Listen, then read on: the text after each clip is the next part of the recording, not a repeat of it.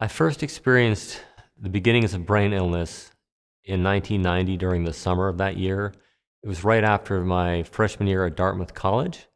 And earlier that spring, I had just broken up with my first serious girlfriend.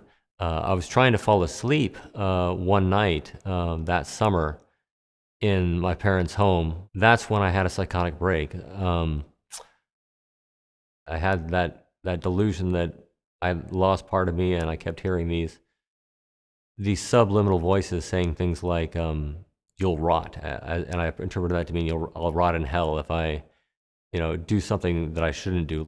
Well, I had this feeling over the last couple of weeks up until that time that my soul was leaking out of my body through my soles of my feet or the top of my head, and that if I let my soul leak all the way out through my feet, I'd go to hell and stay there. If I let it leak out through my head, I would go to heaven and stay there. Either way, I'd be dead.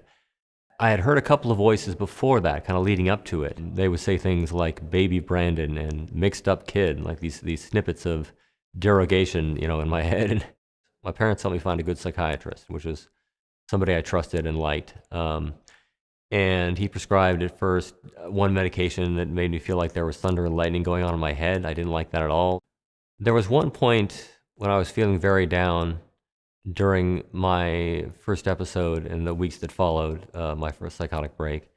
I wandered into the kitchen where my dad happened to be, and he saw me there in the kitchen feeling obviously very down, and he said something I think he'd been wanting to say for a while. He said, "There's a lot of love coming from here, Brandon." And he looked at me, and I thought, I don't feel that, but I want to feel that. I want to feel that love again for my family. And so that galvanized my will to get well again and to feel that love for them again. In 1998, I participated in a cognitive training program, which was an experimental study being conducted at the San Francisco VA Medical Center. The training, I believe, helped me to just feel more comfortable with friends and family. Also, my psychiatrist at the time, I told him about some of the voices I was hearing, the "you'll rot" voice that I mentioned before, and he said, "You tell those voices to go to hell."